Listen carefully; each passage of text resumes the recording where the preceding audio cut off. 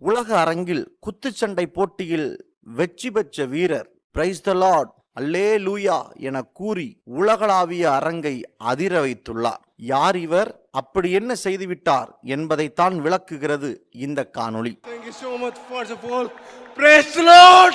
Hallelujah. Thank you, Jesus. Thank you, Jesus. I love you.